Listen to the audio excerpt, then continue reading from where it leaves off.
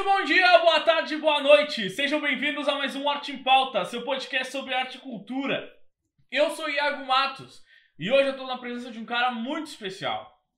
Ele que vem desenvolvendo um grande trabalho nesse período de pandemia, um trabalho extremamente importante, didático, um trabalho que é muito legal. Além de estar desenvolvendo esse trabalho com o professor Arteiro dentro do YouTube, ele é ator independente, acabou de se formar pela UFPEL, pelo curso de teatro licenciatura, né? Ele é dessa última turma que conseguiu se formar, né, antes desse período de pandemia começar. E, bom, além de tudo isso, né, além de ter se formado na UFPEL, tá com esse projeto do professor Arteiro e ser um grande professor, ele também é ex-membro dos Backyardigans, Tairone Dornelles! E aí, Iago? Bom dia, boa tarde, boa noite. É um prazer muito grande estar aqui participando desse podcast do Arte em Pauta.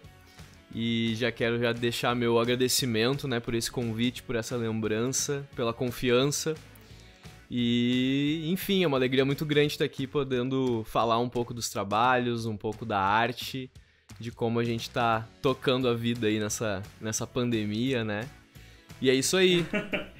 Cara, antes de qualquer pergunta, eu preciso tirar uma dúvida contigo, porque isso tá muito na minha cabeça.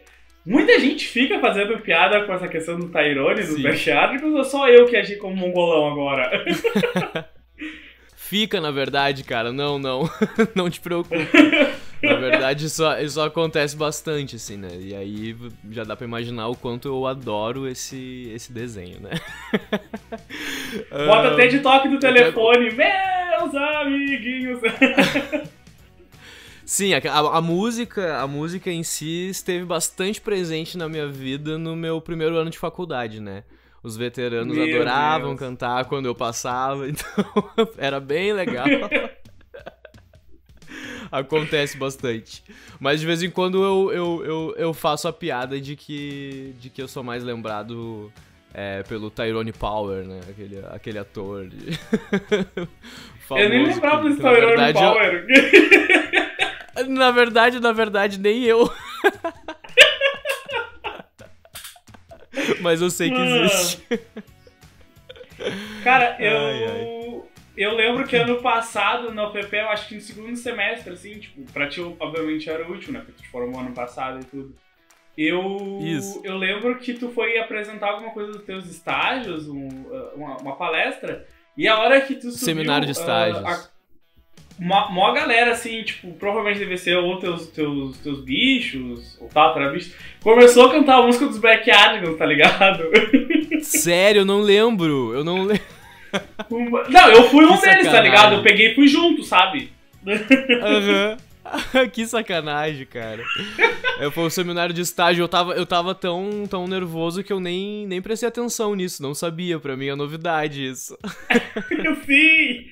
Na verdade, eu tenho essa piada do Tyrone, dos Backyardigans, tipo, guardada pra mim desde o dia que eu te conheci, tipo, acho que uns 4 ou 5 anos atrás, numa dos projetos de encenação que teve na UFPEL, que tu participou de uma amiga nossa em comum, a Raíssa. E aí ela falou, isso aqui é o Tyrone, eu já comecei a segurar o riso, né? Fiquei, Backyardigans, né? Olha, guardou pra hora certa durante muito tempo. É aquela piada que fica dentro da gente, enraizada. E qual é a sensação agora? Vamos mudar agora. Eu sou entrevistador. Qual é a sensação depois de 4 anos de poder? Cara, é uma sensação de liberdade. Parece que eu tirei 20 quilos de peso que eu tinha. Ai, eu imagino. Mas é bastante comum, sim, essa piada. Meu Deus. Bom, cara, pra quem não te conhece muito pelo nome Tyrone, né, deve te conhecer talvez pelo nome Professor Arteiro, que é um projeto que tu desenvolveu nesse período de pandemia, né? E eu gostaria de saber da onde surgiu a ideia do professor Tyrone, do Professor Arteiro, sabe? Quais foram as referências que tu teve pra montar esse personagem que tá aí no YouTube falando sobre teatro? Então, né, cara, a minha vontade, assim, de ter um canal ou de produzir um conteúdo pra internet é uma vontade antiga, assim, né? Eu sempre tive essa vontade, sempre imaginei que poderia ser um projeto interessante de estar produzindo conteúdo pra internet, né? Conteúdo de audiovisual. Mas eu confesso, assim, que a situação da pandemia quase que me obrigou a tirar esse projeto do papel, né?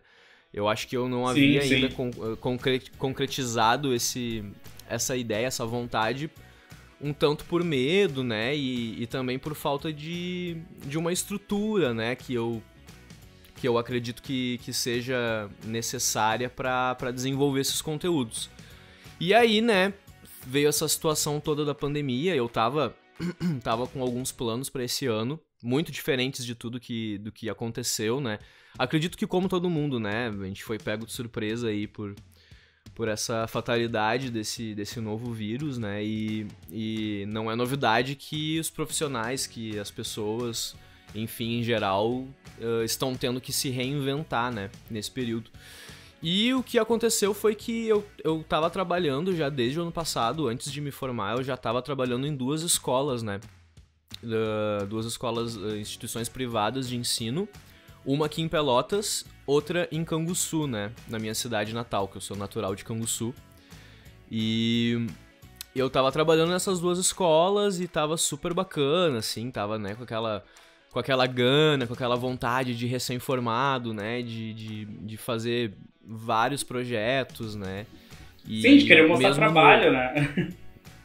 Claro, e na verdade ano passado mesmo foi bem louco, assim, né, porque TCC, final do curso, né, os últimos estágios, e eu comecei a trabalhar por volta de abril, né, então meio que na metade do ano, assim, né, ou mais pro início do ano até. E foi assim, foi tudo uma loucura, né? Tipo, administrar essas situações todas que envolvem a conclusão de um curso de graduação, mas, né, começar a trabalhar nessas instituições. Então, eu viajava uma vez por semana para Canguçu, né? Eu tinha aula lá 2 turmas nas quintas-feiras, e nas segundas, quartas e sextas eu tinha mais 5 turmas aqui em Pelotas. Então foram várias situações assim, e a gente conseguiu fazer no final do ano, a gente conseguiu apresentar 7 espetáculos, né, ao total. Eu acabei dirigindo, escrevendo e dirigindo 4 espetáculos, aliás, 5 espetáculos aqui para a escola de Pelotas e 2 espetáculos em Canguçu. Sim. E para esse ano a gente tava com muitos planos, assim, né, junto com as escolas, que era fazer um festival de teatro, né, que fizesse um intercâmbio entre essas escolas e talvez abrir para outras escolas também. A gente queria circular com esses espetáculos, né, foram espetáculos que foram produzidos durante esse primeiro ano de trabalho, mas que a gente queria estar circulando, né, o projeto era para 2020 estar circulando com esses espetáculos. E nada disso aconteceu, né. Também, era uma meta, assim, né, participar de festivais estudantis. Eu tenho uma certa trajetória com festivais de teatro no interior do estado. Sim. E alguns desses festivais que eu participei, festivais de teatro amador, né, também tinham festivais em paralelo a nível estudantil, e eu sempre tive essa ideia de poder levar as turmas, né, mas eu não tinha certeza ainda se esse plano de circular para os festivais seria já em 2020, porque também eram ciclos que estavam se iniciando com essas turmas, né.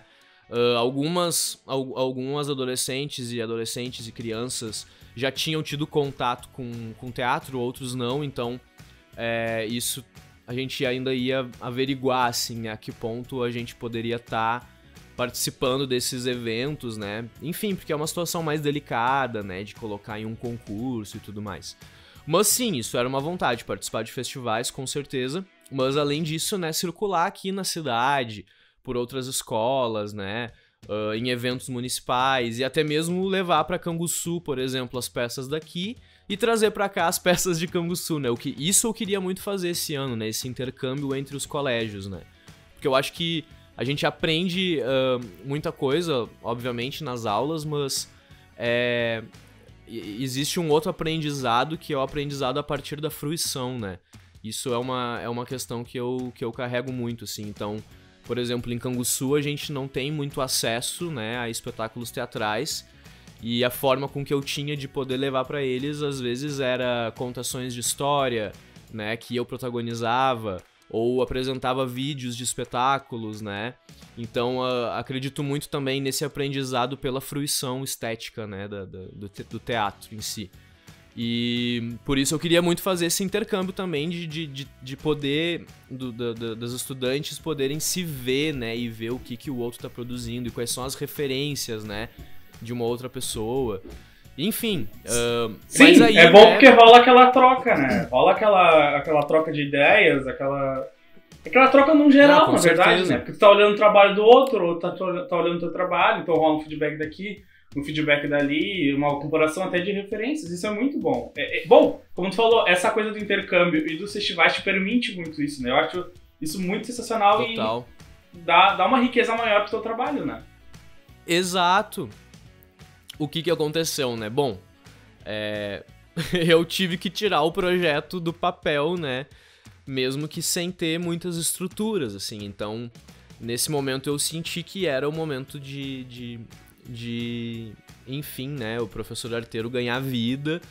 E aí foi onde eu pensei, né? Poxa vida, acho que é o momento também de tá fazendo a minha parte, né? Nessa situação toda de pandemia, de falta de acesso, né, de falta de acesso à escola. E aí eu pensei, nossa, eu acho que eu posso dispor aí de uma certa ajuda na questão do acesso a conteúdos sobre teatro, né. Então criou-se o Professor Arteiro, que é uma videoaula performática, né? Eu não sei ainda, eu ainda tô descobrindo, né, a dimensão que é, né, esse projeto. E a gente fica nessa busca por rotular, né, por intitular, né, a obra, colocar nas gavetinhas, nas caixinhas, né, seja onde for.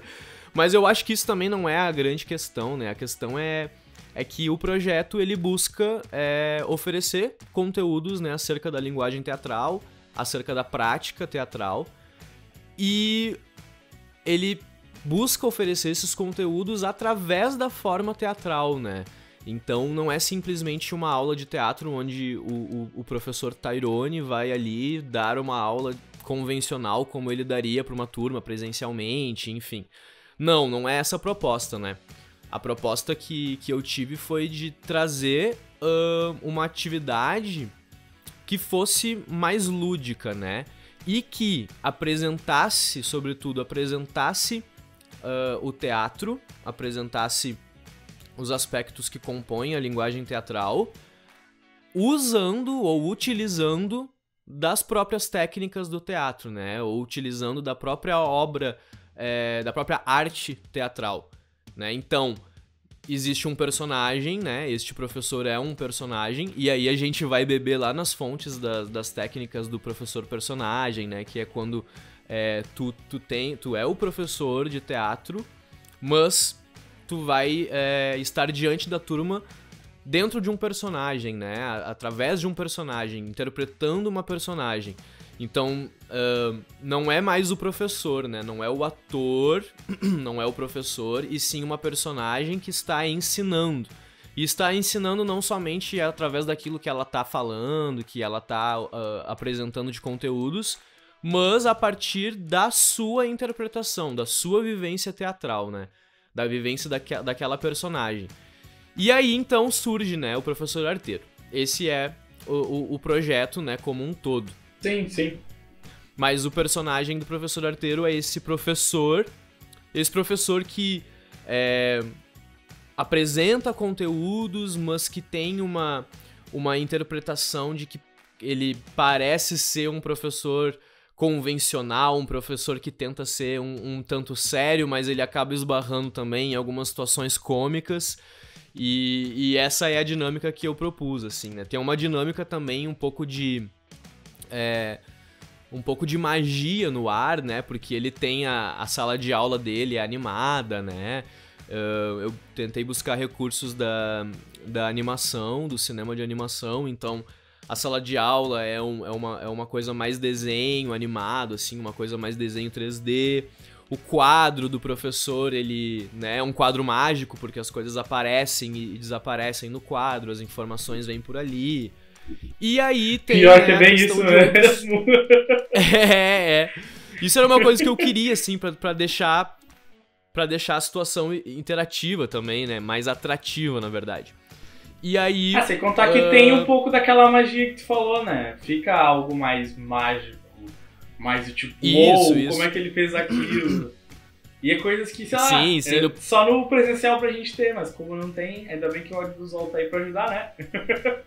Exatamente, né? Na verdade é isso, a gente tá se apropriando aí de outras técnicas, né? Pra conseguir suprir algumas demandas, né?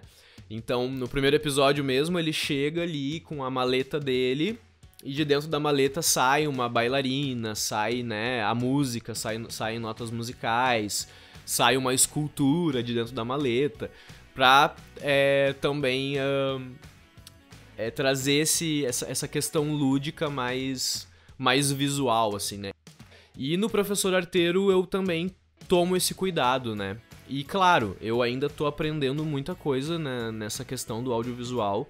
Eu sempre fui muito curioso com o audiovisual, né? Sempre gostei muito de brincar com o audiovisual. Pra mim sempre foi uma grande brincadeira, assim.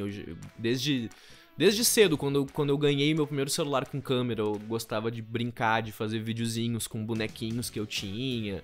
E fazia os chinelos andar, sabe? Sabe o sapato que tu coloca? E aí tu vai... Cara, mas eu fazia também hoje, isso. Aí hoje eu consigo me dar conta que eu tava fazendo stop motion na época, né? Hoje eu consigo saber disso. Na época, pra mim, era uma grande brincadeira. Quando eu descobri que eu podia fazer uma gravação e pausar no meio da gravação e mudar o objeto de lugar. Eu fazia isso também. Eu cheguei a gravar um curta que... Graças a Deus nunca foi divulgado, né? Que é coisa de criança retardada, é fogo. Eu criei um curta chamado o Rambo dos Pampas, entendeu? Na fazenda que a gente tinha. Mas e na verdade, né, hoje em dia eu vejo isso, né? Poxa vida, se eu não tivesse feito isso quando eu era pequeno, talvez eu não tivesse, né, despertando também pra esse lado agora, né? Então... É muito bacana poder ver essas coisas, né?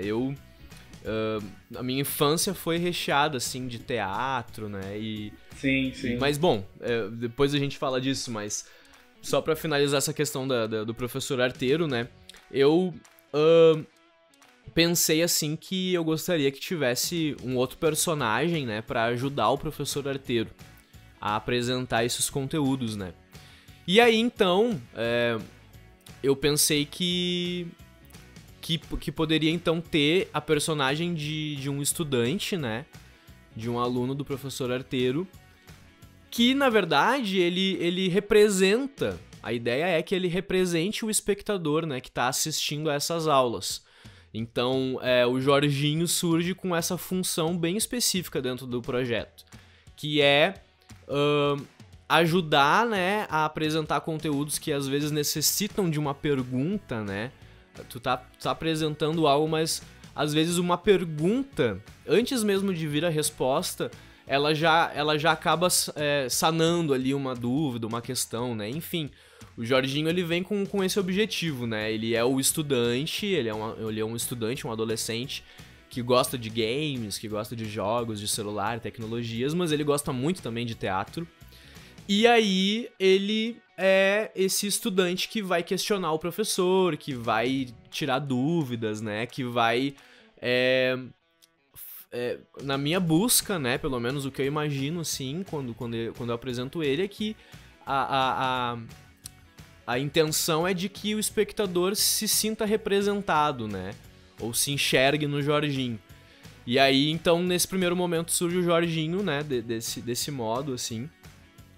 E aí, depois, eu acabei sentindo uma necessidade, assim, de criar uma outra personagem, que eu gostaria que o canal do Professor Arteiro não fosse somente nessa questão mais didática, assim, do teatro, né? Eu gostaria também de estar oferecendo ali um objeto mais artístico. E eu sempre gostei muito de contação de história, né?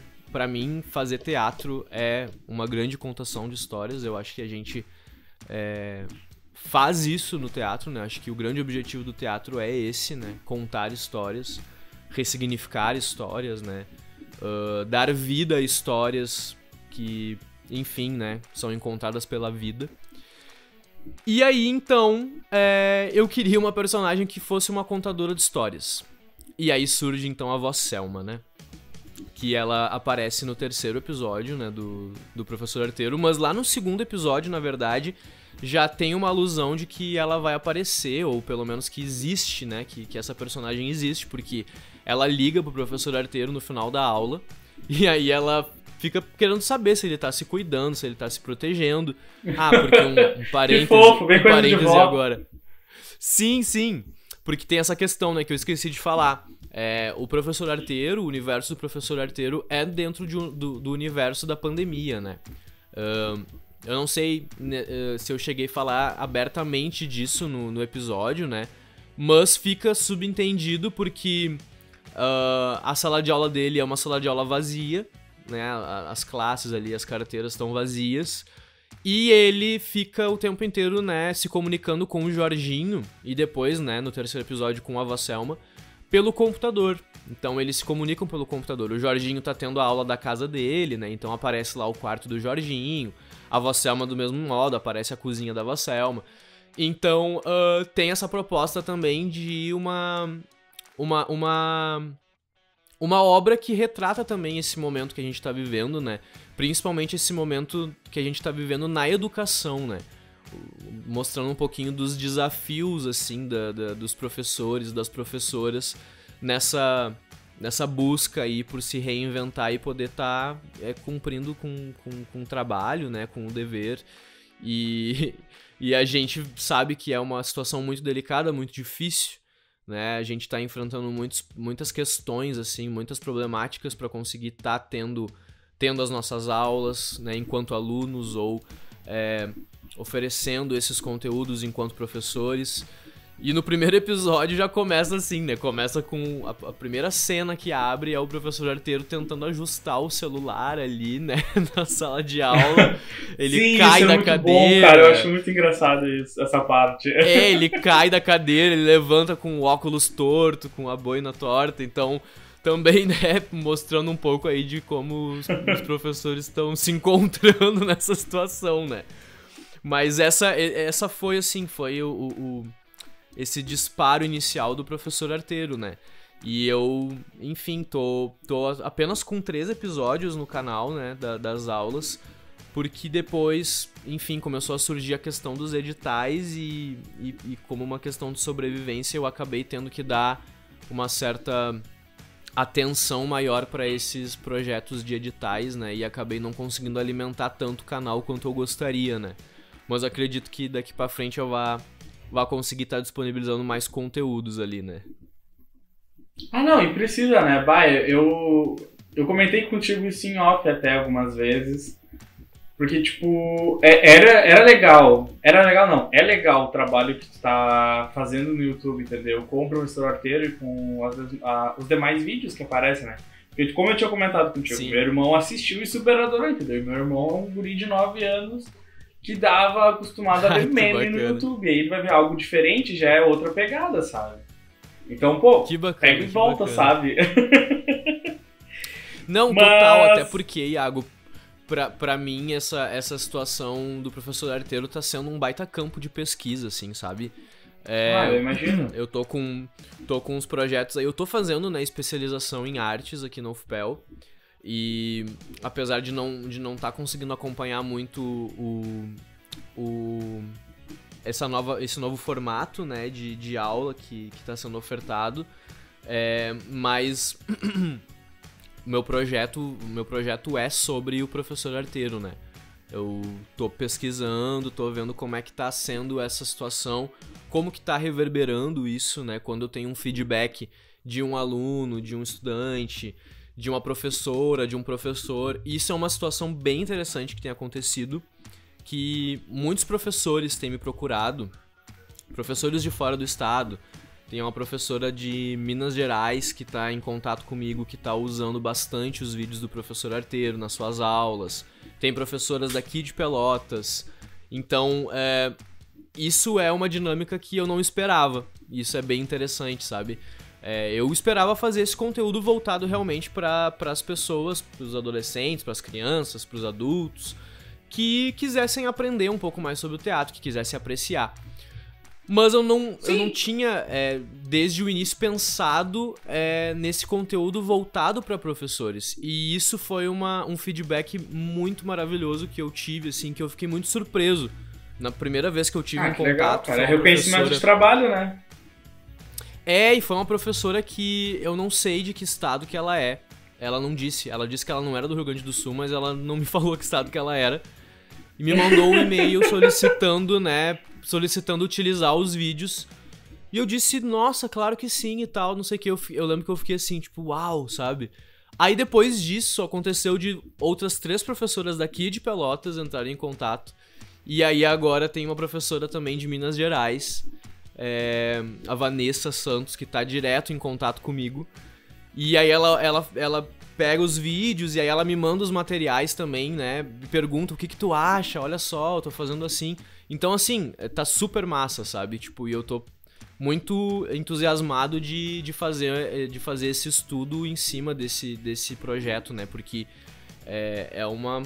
enfim, tem várias questões aí pra gente poder sanar com esse projeto, né? Tipo, como que tá sendo a questão do ensino à distância, como que se estrutura, né, um novo formato de fazer teatral, né, através do vídeo, através do audiovisual.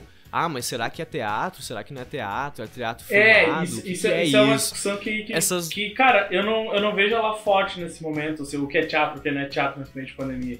Mas eu acho que, assim, conforme o passar dos tempos, né, dos anos e tudo, enfim, vai se ter essa discussão, entendeu? Eu não vejo ela forte agora, mas eu acredito que pra frente vai se ter, porque as artes num todo tiveram que mudar, né, cara? Tipo, o pintor não tem mais aquela exposição com o público, o ator não tem mais aquele contato, na beira do palco com o público, nem o cantor. Sim. Tipo, tá tudo mudado, tá tudo diferente, né? E claro. É uma experiência nova que acho que, inclusive, ela é boa, apesar de estar nesse momento, mas acho que ela é boa porque mostra pra gente que os nossos trabalhos não precisam ficar limitados só, tipo, a Canguçu, só a Pelota, só a Pedro Osório. Não, tipo, são pelotas.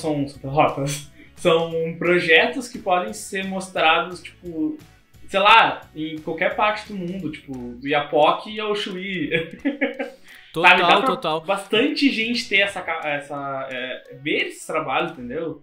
E isso é bom. Na verdade, isso não é tão legal, sabe? Não, exato, assim, na verdade, eu particularmente enxerguei, assim, na pandemia, um solo muito fértil pra poder produzir, sabe? Porque às vezes a gente fica muito limitado, né, a situações de que eu preciso de um elenco, eu preciso de uma equipe, eu preciso, sabe? E às vezes tu não tem essa equipe toda disponível, às vezes você não tem profissionais disponíveis, né? Às vezes você não tem um local disponível. E nesse momento a gente tá se vendo, né, encurralado aí e tendo que produzir dentro das nossas condições, sabe? E às vezes eu acho que a gente não consegue se dar conta, né, do que a gente consegue fazer, né? E nesse momento de desespero, de aperto, né, que a gente tá meio que sem saber pra que lado correr, a gente acaba descobrindo os nossos potenciais, né? Então, pra mim tem sido uma experiência muito interessante. Eu comecei o professor Arteiro, assim, com o mínimo de recursos, sabe? Eu não tinha absolutamente nada. Eu tinha a sala da minha casa e o meu celular estragado, que filmava quando queria e quando não queria. E aí foi aí que eu comecei, sabe? Eu comecei com isso e enfim, tive muito trabalho, meu celular não queria... Ele realmente, ele tava muito estragado, né, quando eu comecei. Ele filmava e parava. E aí, às vezes, eu fiz lá uma cena de 20 minutos, eu fui lá olhar e tinha gravado 2 minutos. Tinha que começar de novo. Mano, e faz que merda, isso é muito desanimador, velho. Várias tretas, assim. Total, assim, e tipo, eu moro na Osório, né, que é, pra quem não conhece, Pelotas é uma das principais ruas, né, mais movimentadas e tal. E é um inferno, aqui tem muito barulho. Então eu só consigo gravar de madrugada. Eu tenho o período das 2 da manhã até as 5 da manhã pra poder gravar. Esse é o tempo que eu tenho pra gravar, né, e às vezes pra tu fazer um vídeo de 15 minutos, demora 3, 4 horas. Então, assim... Eu tinha que me programar, me organizar, ensaiar, porque eu só tinha esse período, das 2 às 5 da manhã, porque às 5 e pouco já começam os ônibus, né? E é aquele barulho, aquela situação. Então, assim, muitos desafios, sabe? Muito perrengue no início, né? E aos pouquinhos agora eu tô começando a conseguir uma estrutura, né? Tipo, de conseguir juntar uma grana pra comprar um fundo verde pra poder fazer uma técnica de chroma key, né? De conseguir comprar um microfone de lapela, de conseguir comprar um refletor. E aí aos poucos a gente vai se adaptando, sabe? Mas eu acho que sobretudo esse... É claro, né, mano? Tipo, nem todo mundo tem as oportunidades, nem todo mundo tem, né? Os seus privilégios. Eu acredito que sim, eu sou muito privilegiado porque o simples fato de eu ter uma sala que eu posso, né, arrastar os móveis e conseguir um espaço, né, minimamente adequado para gravar, de ter um celular que mesmo estragado, né, consiga fazer a captação, de ter uma internet para conseguir veicular as obras. Com certeza, eu sou privilegiado por isso. Mas mesmo assim eu tô muito longe de ter uma estrutura adequada pra estar trabalhando com um produto audiovisual, né? Mas eu acho que o grande barato é esse, sabe? A gente ela é uma estrutura profissional pra te poder trabalhar, né? Isso. Tu tem nesse momento, ela é muito boa. Mas, sim, saindo um pouco do assunto do professor Arteiro e tudo... tu mencionou a avó Selma, e cara, eu acho a avó Selma, com todo respeito ao Jorginho, ao professor Arteiro e até as formiguinhas, todas elas, sem exceção da Formiguita e a Terra de Sal, que é uma coisa que a gente vai falar mais pra frente, mas enfim, a avó Selma é a melhor personagem de todas, cara. Pra mim ela é muito aquela avó de interior que vai receber o netinho e vai apertar a bochecha, que vai receber o netinho e vai dar aquele abraço apertado, vai receber o netinho e vai dar aquele bolinho de chuva. E, cara, é muito, sei lá, eu super imagino, fecho os olhos com escuma, já tá, vou lá visitar a avó Selma, ela vai ter um bolinho de chuva e um chimarrão me esperando. Tipo, ela é um personagem muito do cotidiano da gente, sabe? Ainda mais de quem vive no interior. E eu queria saber, da onde surgiu a avó Selma? Que referências que tu usou pra montar ela, pra estruturar esse personagem? Porque, tipo, ela é, sei lá, ela tem muito esses traços de vó da colônia, entendeu? De vó do interior. Sim. Então, né, mano, tipo... eu vou te cortar, desculpa pelo momento Faustão, te cortando. Cara, faz um quadro com a avó Selma fazendo receita. Ela é a avó da receita, entendeu? Ela tem que ter esse quadro, velho. Cara, isso não é um projeto... Não é uma novidade isso. Isso está em análise. Eu vou te dizer que isso está em análise. Pode crer! Sim. Isso já é uma ideia, porque algumas pessoas já me falaram isso. Eu acho que a galera deve fazer alguma ligação com a Palmirinha. Sim, ela podia ser que nem a Palmirinha, só que em vez de, tipo, ou até a própria Ana Maria, só que em vez de ter o louro, aquele boneco muito estranho que a Palmirinha tem, ela poderia ter ou uma preá ou um quero-quero. Uma preá seria ótimo. Sim, aí a preá meio bagunceira, tá ligado? Daqui a pouco come metade do que a avó Selma fez, tá louco, ó, te dando ideia, vou querer 10% aí. Tá, não, a gente combina, pode deixar. Não, na verdade, mas é verdade isso, é verdade que alguém já me falou disso, dessa ideia já me falou. Mas olha só, a avó Selma, ela é uma personagem, assim, eu vou tentar ser bem sucinto, sabe, porque, na verdade, essa personagem, ela é um produto, assim, de tudo que eu vivi na minha infância, de tudo que eu sou hoje, sabe? Que é graças a essas pessoas, né? enfim, que eu acabei sendo ator, que eu acabei trabalhando com teatro, que eu acabei me tornando professor. Tem muito das minhas duas vós, né? Nisso tudo, na minha trajetória inteira, né? Eu tive uma infância, assim, muito sadia de brincar na rua, de brincar na natureza, né? De subir nas laranjeiras, de mexer com terra.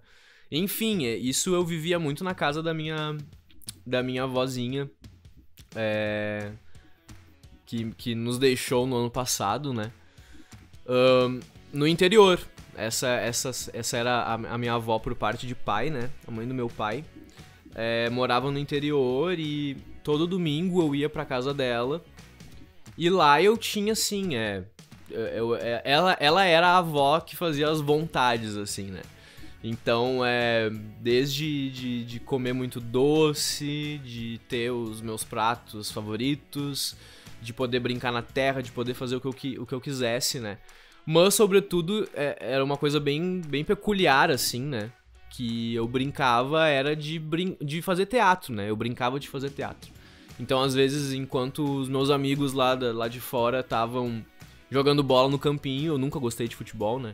Então, nesses momentos, era um momento que eu ficava mais sozinho, mais recolhido, mas eu tava lá brisando nas minhas personagens, né? Nas minhas histórias, e aí eu passava, assim, quase todo domingo montando uma situação cênica, uma peça, uma dança, uma apresentação, que eu ficava ensaiando durante o domingo pra que de noite, quando os meus pais fossem me buscar, né, de volta, eu apresentasse pra eles, né?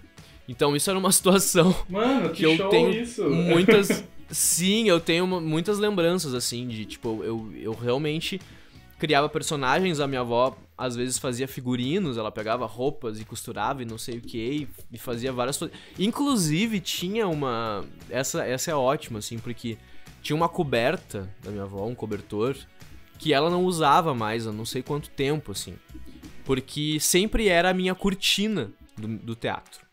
Então, já tinha, no próprio cobertor, a minha avó já tinha colocado umas argolas de arame, ela tinha feito umas argolas de arame, e ela prendeu, né, na borda do cobertor, que já tava fixo ali, já fazia parte, já não era mais uma coberta, entendeu? Aquilo era uma cortina e ponto final. E aí tinha um lugar, uma parede, assim, na casa dela, que tinha uma porta bem larga, e ali, então, era como se fosse a caixa cênica, né? E aí... Então, em cima dessa porta ficava um arame amarrado, assim, na parede, né? Nos pregos enormes, assim, e ali a avó colocava a cortina, porque ali era o meu palco, ali eu apresentava, sabe? Então isso era uma coisa, assim, que eu não sei se é comum, se não é comum, sabe? Pra mim, foi sempre a minha infância, sabe? Tipo, quando eu ia pra casa da minha avó, era isso que eu fazia, sabe? Eu não sei se é comum na infância e tudo mais, mas que eu tenho certeza que foi muito sadio e que foi muito importante pra minha formação artística, pra minha formação intelectual, certamente foi, sabe? Minha formação cognitiva, sabe? E a situação a minha outra avó já era a minha avó mais protetora, a avó que cuida, a avó que tá todo dia lá em casa, sabe? Que fica com as crianças pra mãe poder fazer alguma situação. A famosa avó medrosa aquela, não sobe aí que tu vai cair. Exato. E que até, né, nesse momento, assim, de infância ali, que queria fazer a arte, que eu queria pegar as roupas, que eu queria, sei lá, pintar a parede... Ela não deixava, então em certos momentos eu até tinha uma certa preferência lá pela avó que deixava fazer tudo, mas era irresistível também essa outra avó que fazia as comidas mais deliciosas do mundo, que fazia os doces em conserva mais deliciosos do mundo e que me contava muitas histórias, né? Então a avó Selma, na verdade, ela é a minha avó de verdade, né? Minha avó materna se chama avó Selma. Minha avó paterna, né, que já faleceu ano passado, era a avó Ilma. Mas a avó Selma, ela existe, né? A avó Selma é minha avó mesmo, é mãe da minha mãe dos meus tios. E ela é essa avó, que ela é mais protetora, ela cuida, e ela faz a comida, e ela faz muita comida, né? E aí ela faz um pouco mais de comida. E a minha avó, a avó Selma, né? Ela é essa pessoa que adora conversar, sabe? Ela fala muito, assim, né? E ela adora um papo. Pode ter, se ela tiver que ficar 15 minutos numa fila, sei lá, na lotérica, pra pagar uma conta, ela vai sair dali com uns 4, 5 novos amigos, sabe? Essa é a avó Selma.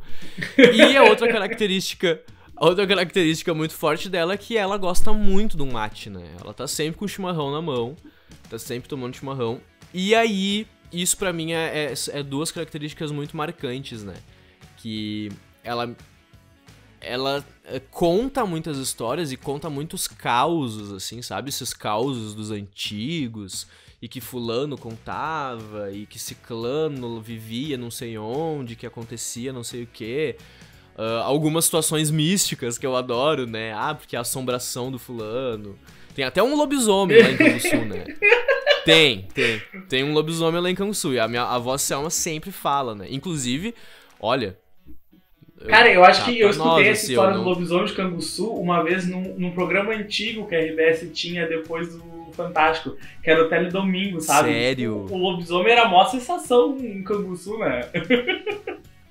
Tá, e eu vou te dizer que assim, ó, eu era pequeno e ele já era muito, muito, muito velho. E aí falavam que ele não morria porque ele era lobisomem, né? E tipo, é uma figura pública, assim, que tipo, a gente vê na rua, sabe?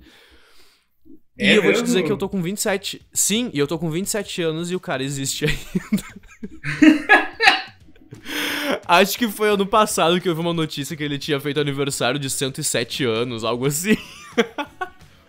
Pô, cara, ninguém dá um tiro de bala de prata nesse lobisomem, velho. Ele fica aí pelo sul metendo medo. Então, assim... Eu não sei qual é que é, né, a procedência, mas essas são as informações em primeira mão do lobisomem de Canguçu. Mas, enfim... Aquele break news no meio do podcast. Mas vou te dizer, assim, que essa era a avó Selma, né? Essas foram as principais características. E que quando eu quis criar essa personagem, né, eu pensei muito nisso, assim, que eu queria fazer uma homenagem pra minha avó, né? Porque eu acho que eu devo muito nessa questão toda artística, né? Nessa minha formação artística. E principalmente na possibilidade que eu tive de ter uma infância, assim, sadia, né? Lúdica. E que me impulsionou pra seguir esse caminho, né? Então eu queria fazer uma homenagem pra ela, queria fazer uma personagem, né? Que fosse inspirada nela. Só que, na verdade, a avó Selma, minha avó... ela não tem muitas características físicas que se assemelham, assim, à personagem, né? A questão do estereótipo da personagem que eu criei é muito mais porque eu sentia que fazia mais sentido dentro do professor arteiro trabalhar com estereótipos, né? Eu particularmente gosto muito de trabalhar com estereótipos, eu acho que eles representam muito, né? As pessoas reais, né, os tipos, né, os trejeitos que a gente encontra pela vida. Sim. E aí eu queria que a avó, contadora de histórias, ela fosse mais lúdica, mais caricaturizada, sabe? Quase uma personagem de cartoon, assim. E aí, então, surge essa senhorinha, né, bem velhinha, debilitada, e que tem essa voz. Então é essa senhorinha, né, de vez em quando baixa, ele passa. E nesse sentido, ela não tem muito a ver com a minha avó, né, mas era isso que eu queria, assim, né. Essa referência, assim, acho que é uma referência de estereótipo mesmo, né, de senhorinha, de vovozinha. Né, tem uma coisa assim, quase como a vovó lá do Piu Piu e Frajola, sabe? E embora a questão das vestimentas a gente já começa a ver mais uma questão mais regionalista daqui do sul, né? Ela vai usar uma saia que é uma saia de prenda, né? Não tem aquele coquezinho no cabelo. Eu cogitei a possibilidade do coquezinho no início, né? Acabei não usando e... Enfim, a personagem vai se moldando ao longo do tempo, né? Provavelmente daqui pra frente ela vai aparecer de outras formas também, né? Mas Mas ela não é muito aquela senhorinhazinha, assim, que a gente tá acostumado, né? Acho que ela tem o espírito daquela senhorazinha do Frajola, do Piu Piu, mas ela já é uma senhora contemporânea, né? Porque, na verdade, ela utiliza o celular, né? Ela acompanha o canal do Professor Arteiro, ela tá na internet, entendeu? Ela interage ali com os espectadores quando tem uma estreia. Então ela é uma senhorinha fofinha, né, docinha e tudo mais, mas ela é uma senhorinha de 2020 que tá aí, né, atrás da tecnologia aí, porque ela não pode falar com as vizinhas dela, entendeu? Então essa é a vibe da Vosselma, e essas são as inspirações todas, né? A gente falou da Vosselma, a gente falou do Professor Arteiro, e eu quero chegar no que pra mim, no que eu acompanhei até agora... eu não gosto de dizer a cereja do bolo, porque a gente aqui no Brasil não tem cereja, né? Mas é o catupiry da empada, entendeu? Da coxinha. Sim. Que é a formiguita e a terra de sal. Ela, pra mim, tipo, ela é uma história cheia de camadas, entendeu? Desde a questão de referências ali com o palmeirano, a história pelotense, a questão dos doces... até, tipo, a relação entre os personagens. E eu queria te perguntar como tu montou e estruturou essa ideia, entendeu? Ela é algo original teu ou ela, sei lá, tu pegou um apanhado de histórias de Canguçu e Pelotas e falou assim, não, tá aqui, montei. Como é que surgiu essa história? Então, Iago, na verdade essa história, ela surgiu assim, sobretudo para participar do edital do 7 ao Entardecer Festival, né? Promovido aqui pela Secretaria Municipal de Cultura de Pelotas. E eu queria muito participar, foi o primeiro edital que eu participei na vida, assim, eu nunca tinha participado de um edital, de um concurso ali, né? De uma seleção de obras, enfim, para comporem uma programação artística. E, né, dada a situação de estar desempregado e tudo mais, eu enxerguei nessa questão dos editais de incentivo à cultura uma possibilidade de poder estar aí, né, tendo uma renda durante esse período enquanto não tô trabalhando, né. Então, o que aconteceu? Eu queria escrever, né, queria fazer uma história e queria fazer uma contação de história da Vosselma, né. Queria começar, então, esse processo das histórias da Vosselma. Ela já tinha ali, né, no canal do Professor Arteiro contado a história do Tespes, né, no terceiro episódio, quando se apresenta a Grécia Antiga, o teatro na Grécia Antiga. E aí, então, né, essa seria a primeira história real oficial, assim, da Vosselma. O que aconteceu? Eu queria escrever esse projeto e eu disse assim, pensei assim, eu acho bacana. Isso é uma coisa que eu sempre gostei de trabalhar com a questão do regionalismo, né, com a questão da nossa terra. E eu acho que, assim, o Rio Grande do Sul e o sul do Rio Grande do Sul, aqui onde a gente tá, é uma terra muito rica, assim, em cultura, né, em tradição, em cor, a questão étnico e cultural dos povos que compõem, né, essa região aqui, em especial Canguçu, Pelotas, Morro Redondo, São Lourenço, que são a região, assim, que eu me criei, né, que eu cresci e tal. Então, eu comecei primeiro estudando alguns contos do Simões Lopes Neto, né, escritor pelotense. E apesar de gostar, assim, né, admiro bastante a obra do Simões Lopes, naquele momento não estava me suprindo muito para o que eu imaginava que eu gostaria de contar nesse edital, né, se caso eu fosse selecionado. Então, eu tinha separado umas 2 histórias do Simões Lopes. E até uma delas eu vou acabar montando agora pro edital do FAC Digital, né, o governo do estado. Mas naquele momento eu não usei pro site entardecer porque eu não senti que era a hora. E aí eu disse assim, eu pensei, poxa, eu acho que eu quero contar uma história que seja mais a cara, assim, de Canguçu, da cultura que eu conheço, da cultura que eu cresci, né. E aí então surgiu a Formiguita na Terra de Sal. Foi uma situação meio inusitada, porque acho que foi o texto mais rápido, assim, que eu escrevi, né. eu escrevi... Não, com certeza foi o texto mais rápido que eu escrevi, eu acho, não, exatamente foi. Porque eu tava meio assim, com a corda no pescoço, eu queria começar logo, tinha pouco tempo pra produzir, e eu ia fazer eu ia usar a técnica do teatro de bonecos pra contação de história, então eu ainda teria que confeccionar os bonecos, eu sabia que eu ia ter muito trabalho pela frente, e eu ainda não tinha a história. Então, de repente, veio a inspiração, assim, veio uma luz, né, porque foi em uma madrugada que eu escrevi o texto todo. Eu lembro que eu dei alguns retoques, algumas falas que eu acabei retocando nos dias seguintes, né? Mas a estrutura total da história, assim, e 90% do texto, da dramaturgia, foi feita em uma madrugada. Eu tava terminando de ler, assim, os contos do Simões, e aí eu disse, não é isso, sabe? Não é isso que eu quero. E aí eu lembro que eu comecei pela questão do doce. Eu acho que foi a questão do doce. Eu pensei, eu quero falar, né, que Pelotas é a terra do doce. Pra mim isso é muito lúdico, isso é muito convidativo, né?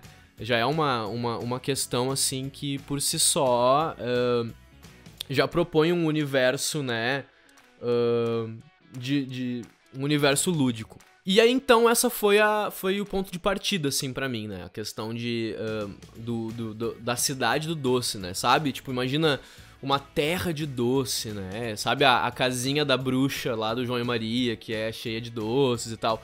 Isso pra mim é muito especial, assim, é muito bonito, né? Acho que é uma coisa bem... visual, né? Aí a gente volta naquela questão que eu falei, né? Que eu gosto muito, dou muito valor pra questão visual da obra, né? Então, uau, a cidade do doce. A partir desse ponto, né? E aí, enfim, aí já tem essa situação da formiga, né? Daqui da Fena Doce e tudo mais. Mas eu disse assim, eu pensei, cara, vou trazer uma outra formiga. Vou trazer uma outra possibilidade aí de personagem, né, da formiga. E aí logo, né, formigas são várias, né, eu acho super legal. Assim, na verdade eu sempre quis montar uma peça que tivesse formigas, porque eu consigo imaginar, assim, sabe, tipo 10 personagens, 10 pessoas ali vestidas de formigas, eu acho bem sensacional a imagem. E eu acho que a formiga é uma personagem, né, falando agora do animal, que tem muitas características interessantes, assim, né. É um bichinho muito especial, assim, é muito inteligente, né, tem muitas espécies, cada espécie tem a sua especificidade, e aí eu gosto muito também de apresentar nas obras, assim, situações que sejam mais informativas, né. Então começou a casar tudo isso, assim, tipo, que eu gostaria de apresentar o animal formiga, né, que essa formiga vivendo nessa região daqui do sul, ela pudesse também, elas no caso, né, pudessem também estar representando personagens aí, tipos, né, da nossa região aqui, entre Canguçu e Pelotas. E aí eu comecei a desenvolver a história.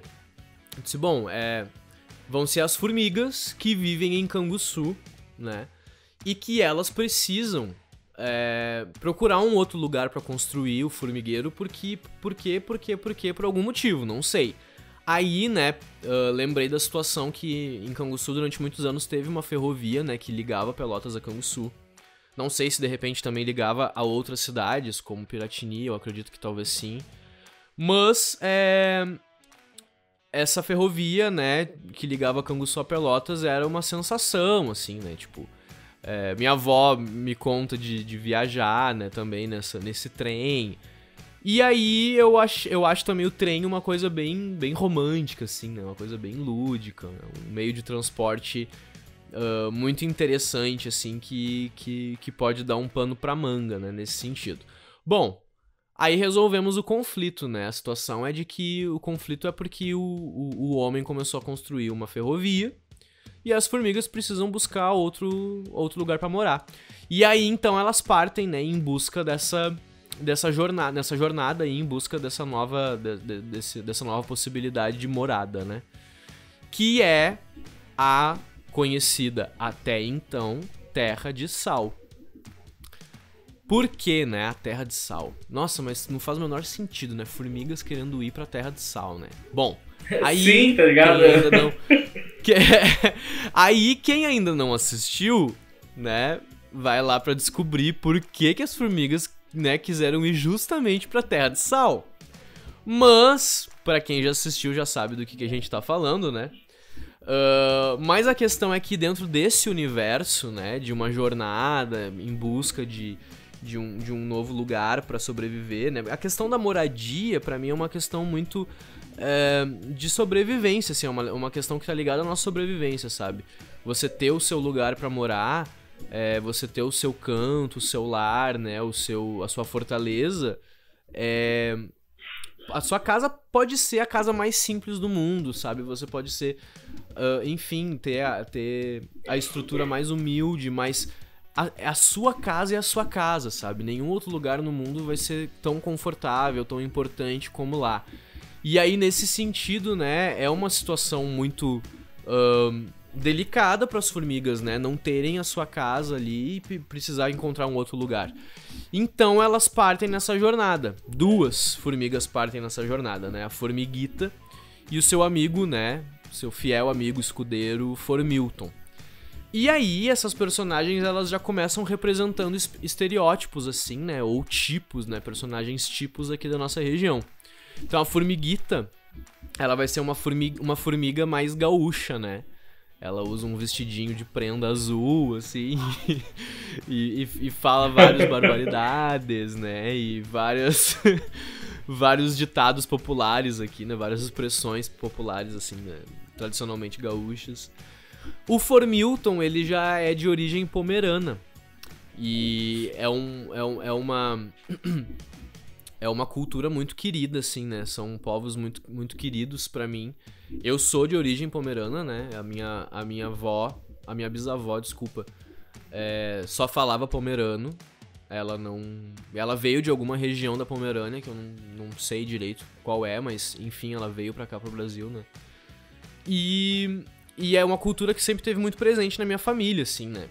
Minha família por parte de pai. E aí eu gosto muito, é uma cultura muito rica, muito diferente, né? Tem coisas muito específicas dessa cultura. A questão da religião, a questão da culinária típica, né? Os costumes, enfim, é um povo muito, muito rico culturalmente, né? E que é muito forte nessa região de Canguçu, né? Na região aqui de São Lourenço e no interior daqui de Pelotas. Então, grande parte da população de Canguçu é de origem pomerana, né? Então, essa situação de que a cultura pomerana sempre foi muito presente na minha vida, né? E eu queria retratar isso. Então, o Formilton é de origem pomerana, né? Tem a prima dele, a Abelaide, que também é de origem pomerana. E aí, eu propus, assim, uma questão até de resgate e valorização dessa cultura, né? Que, enfim, por vezes sofre bastante preconceito também, né? E intolerância em relação à cultura gaúcha, por exemplo, né? E aí a gente vai trabalhar com esses tipos, com esses personagens, para trabalhar, para apresentar problemáticas, né? E questões sociais que são muito presentes nessas regiões, né? Aqui. E chamar atenção, né, para essas questões de intolerância, para essa questão da empatia, para essa questão do respeito, né, do racismo, que é muito presente na sociedade, né? Então, através dessa história, poder estar trabalhando também esses temas, né? A questão da intolerância e o preconceito, por exemplo, com a cultura pomerana, ela vai acabar fazendo uma relação, claro, em diferente escala e proporção, mas com a questão do racismo, né? Com a comunidade negra, enfim. Porque quando as formigas elas acabam vindo, né, acabam chegando em Pelotas, elas encontram um personagem que vai apresentar a cidade pra elas, que vai apresentar a história da cidade, né? E aí a gente não tem como falar da história de Pelotas, e eu acho que não tem e nem pode, né? Falar da história de Pelotas sem falar da questão da escravidão, né? E da história da escravidão e de toda a situação de que Pelotas foi construída em cima do trabalho escravo, né? Mas como que eu, né, enquanto uma pessoa branca, privilegiada, vai falar desse assunto, né, sem estar se apropriando talvez de um espaço de fala que não é meu, né, por natureza. Então o que acontece? Eu queria muito falar dessa questão, né, mas eu entendo que também é uma questão que a gente tem que ter muito cuidado, né, de como falar, de o que falar, principalmente por essa situação de que eu não sou uma pessoa negra, né? Eu não acredito que eu tenha que ser negro pra lutar contra o racismo. Mas eu também entendo que eu sou, né, uma pessoa branca e que por isso eu tenho um privilégio e talvez eu nem entenda, né, algumas situações ou alguns aspectos, algumas dimensões do que é o racismo, né? E certamente eu não entendo o que é sofrer racismo, porque eu não sofro. Mas justamente porque eu acredito que eu também não posso me omitir e que eu acho que quando a gente faz arte a gente tem que falar das questões. E pra mim é uma bandeira que, enfim, né, o quanto eu puder carregar, com certeza eu farei. Eu optei por fazer sim isso, né, e trazer em paralelo com essa situação lá que o Formilton sofre preconceito, né, e tudo mais, mas de uma maneira que eu não realmente não me aprofundasse muito na temática, até porque nesse momento não era o foco da história, né, mas como estava se apresentando a cidade de Pelotas e a história da cidade de Pelotas, então tem esse personagem do Pomboy, né, que ele fala disso. E aí a maneira com que eu encontrei de falar disso foi através de uma música, né. Então as histórias da Vó Selma por si só, elas sempre têm músicas, né, elas são musicadas. Eu gosto de trabalhar, né, sempre trabalhei com teatro musical. E enfim, e aí nessa música eu acabo fazendo esse paralelo da questão, né, de preconceito e intolerância étnica, né, também citando daí essa questão do racismo na cidade de Pelotas, né. Mas assim, só pra ter um panorama assim geral dessa questão social, né, que essa história apresenta também, né. Porque existem outros aspectos muito interessantes, né? Tem a personagem da rainha, a Formichella, ela é uma representante do povo, né? Ela é uma líder, ela é a rainha da colônia, e ela é totalmente autoritária, né? Ela utiliza do poder para interesses pessoais, enfim. E ela assume, então, esse posicionamento autoritário, esse posicionamento tirano, né, se utilizando do poder ali, e também representando aí personagens da vida real, né, chamando um pouco a atenção para essa questão da política, né, essa questão de governos autoritários, governos que não representam, né, os interesses reais da população, as necessidades básicas da população, né, e a gente tá passando por isso, né, nesse momento de pandemia. A gente tem percebido várias situações, né, onde que as pessoas se encontram à mercê, né, das atitudes aí dos governantes, né, e que desfavorecem, né, e não atendem às necessidades básicas, né, da sociedade. Então a Formichella também vem para questionar isso, né, falar de uma política que é velha, né, no sentido de ser uma política ultrapassada, de uma política que não nos contempla, né? E tanto que a personagem, ela chega no final da história e ela assume isso, né? Ela mesma, ela não se dá conta sozinha, porque, enfim, né, as situações da história acabam, né, levando ela a se enxergar, né? E aí ela percebe, né, que ela não tem mais capacidade pra governar, porque o governo que se precisa é outro, né? E não é um governo enfim, né, que quer obter lucro, um governo que quer obter proveito, né, das situações para si, né. Então, também chama atenção para essa questão um pouco da política, né. É claro que a gente aborda isso, né, de forma muito sutil, assim, mas é uma história muito rica porque realmente... Uma forma mais lúdica, né? É, claro. Mas pra mim eu concordo contigo, assim, que é uma história muito rica, sim, porque realmente ela trabalha muitos aspectos, né? Além dessa grande questão que é derrotar o preconceito e a intolerância, né? Através da amizade, porque fala muito de amizade e companheirismo também, né? Então a Formiguita e o Formilton, eles são companheiros e eles se ajudam e eles se completam, né?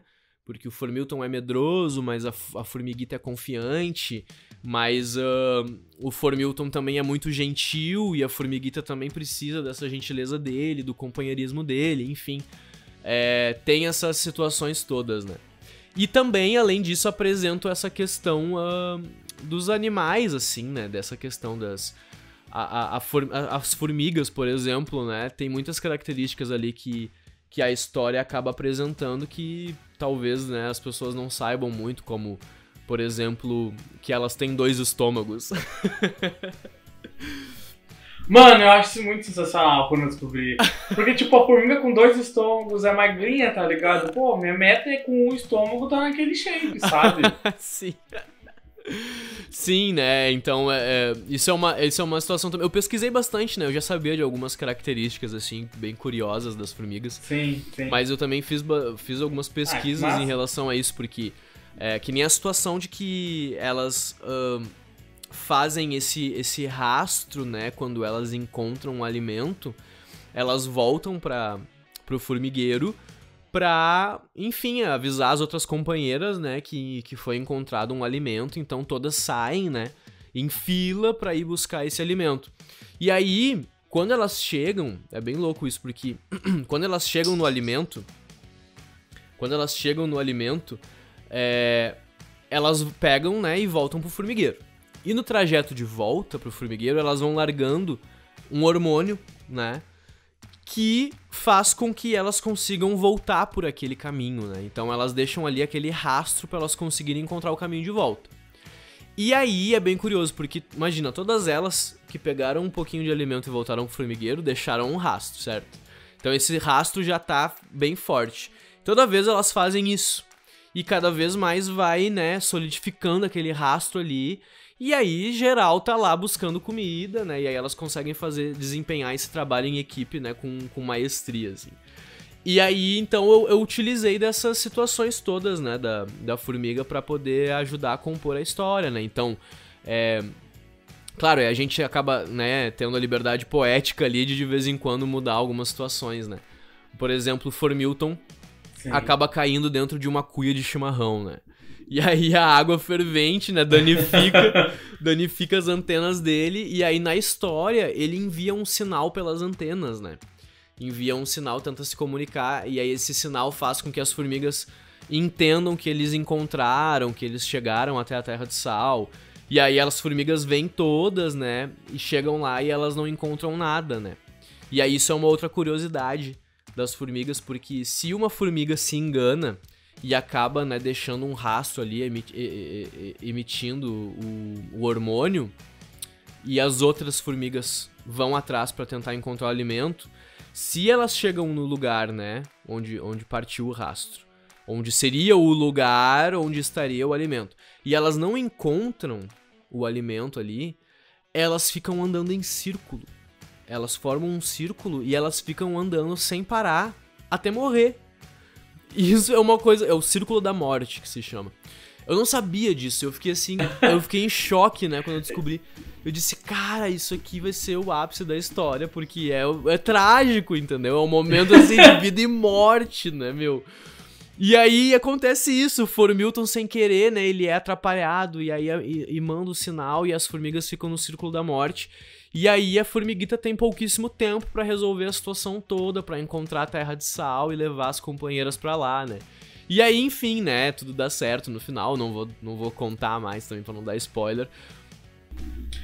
Bom, Tairone, a gente tá chegando meio que na reta do programa, na reta final assim, do programa, e eu te agradeço muito por ter dado esse tempo, assim, pra gente trocar uma ideia e tudo em relação ao teu trabalho, em relação sobre arte, e, enfim, sobre várias coisas que a gente discutiu nesse podcast. E, cara, eu torço muito pra que teus projetos deem certo, pra que tu siga fazendo isso, porque o trabalho do professor arteiro, e principalmente do Anselmo, porque eu não vou negar, é meu personagem favorito, é algo muito legal, entendeu? O trabalho assim que tu faz é algo demais, velho. Sério, tá de parabéns. E, enfim, eu sou muito repetitivo, como eu falo, isso vai virar uma frase do programa. Mais uma vez, muito obrigado mesmo, Tairone. Imagina, eu que agradeço, assim, né, pelo espaço, né, como eu disse antes também, principalmente pela confiança desse convite, né, e confiança nesse trabalho, né, e dizer que eu tô muito feliz, assim, de estar produzindo nesse novo momento, nesse novo formato. Tá sendo uma experiência muito boa, assim, né, sobretudo, é um pouco desgastante também, né, dá trabalho, a gente não tá muito acostumado, tem que fazer como diz, carai, a pessoa quer inovar, quer falar um negócio, as gambiarras, né, a gente precisa... Vou botar esse cara aí. Sim, pode deixar. As gambiarras, né, pra poder dar conta de técnicas, de estruturas que a gente não tem, mas eu acho que tá sendo bem legal e acho que bem importante também, sim, né, da gente tá aprendendo junto aí. Eu tô com umas ideias de propor algumas oficinas também, né, e mostrar um pouco de como que eu tô trabalhando atrás dos bastidores, assim, né, soluções práticas pra trabalhar vídeo em casa. Eu tô com umas ideias, assim, de poder estar oferecendo também um conteúdo, assim, pra que mais pessoas possam também estar, né, criando suas obras, seus produtos, né, e se virando dentro dessa pandemia, né. A gente tá nessa situação de ter que estar vivendo de editais, e isso tem sido bem importante pra mim também, né. Eu nunca tinha participado desses editais e agora tô conseguindo, né, tô bem feliz, assim, de ter conseguido ser contemplado em alguns editais daqui da cidade, né, acho que foram 3 editais daqui de Pelotas, e a nível estadual, né, o edital da SEDAC também, e esse do Sesc Cultura Convida. E é o meio que a gente tá tendo de poder se virar, né, enquanto artista, assim. Então, eu também deixo, assim, uma dica pra outras e outros artistas, né, que busquem esses editais de incentivo à cultura, né, esses programas de apoio a artistas que estejam em situação de vulnerabilidade social e, enfim, porque é um caminho possível, sim. Eu antes imaginava que era algo muito distante, né, e agora me vejo sobrevivendo a partir desses editais de incentivo à cultura, e isso é muito importante, né? Acho que é uma grande oportunidade também de estar mostrando o trabalho. E esses programas, né, esses projetos pessoais, assim, muito queridos, que nem o Arte em Pauta, que eu acho que são muito essenciais também, né, para que a gente possa tá conversando sobre arte, tá falando sobre arte, e tá aprendendo junto, né, construindo um conhecimento que é muito único, assim, né, porque a gente tá fazendo uma história aqui, né, esse momento de pandemia, sobretudo, é um momento histórico, né, e com certeza tu falasse antes, e eu concordo totalmente contigo, que esse é o momento que a arte ela vai se reinventar, né, e a gente tá fazendo uma história com isso, né, isso vai ficar marcado, assim, o momento que a arte se reinventou, né, por necessidade de existência, né. Eu acho muito bonito isso, assim, né, quase poético. E, mais uma vez, Iago, eu só tenho a agradecer por esse espaço. Muito, muito bacana, muito importante pra mim, tem um valor muito especial esse teu convite, essa tua confiança. Então, meu muito obrigado, né, muito obrigado também aos ouvintes, né, do Arte em Pauta. E é isso, espero ter podido contribuir aí, né, com esse projeto tão bacana, que já tô ansioso pra ouvir os próximos.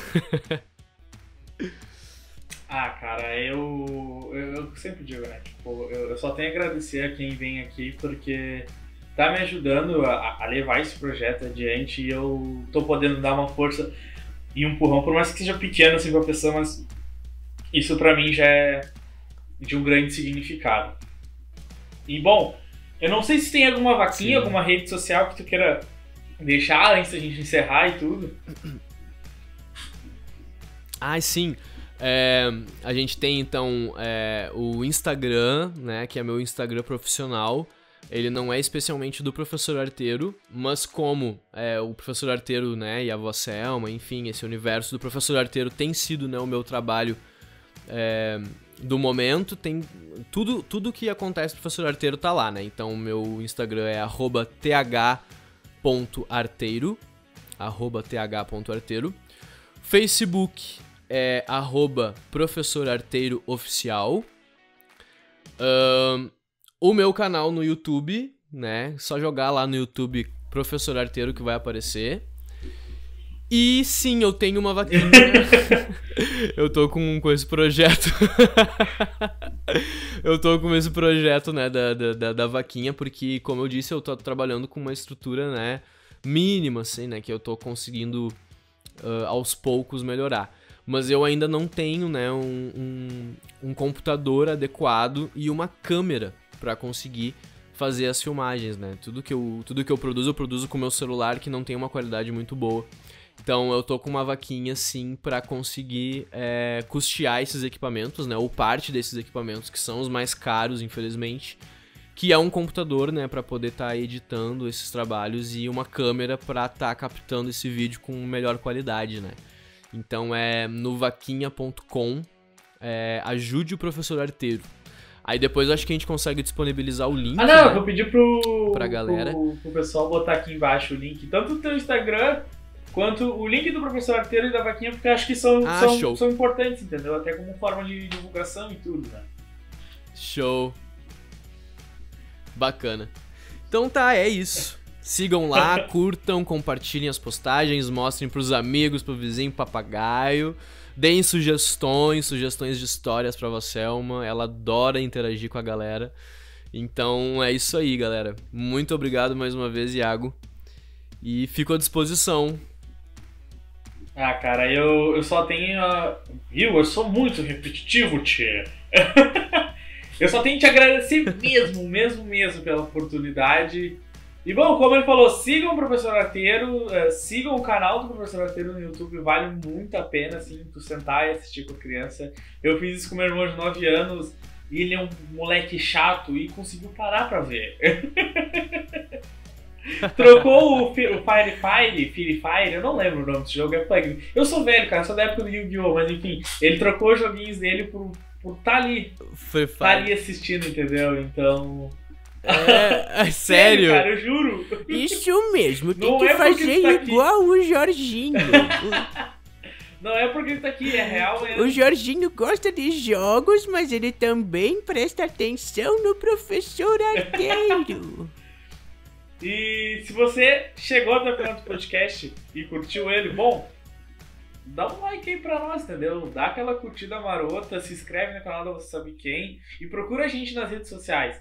Porque é muito importante nesse momento a gente, tanto quanto artista e quanto as pessoas que estão de fora desse meio, tá se apoiando, entendeu? Porque tá sendo um momento muito difícil e, sei lá, cada gota de trabalho que a gente tá tendo nesse período de pandemia, por mais que não seja junto, seja em isolamento, é para levar um pouco mais de alegria para as pessoas. E, bom, o trabalho que o Taidano tá fazendo é nessa pegada que eu falei, o trabalho que a gente, né, tipo, eu e o pessoal da Você Sabe Quem, no caso, estamos fazendo é para levar essa gotinha, esse gosto de alegria.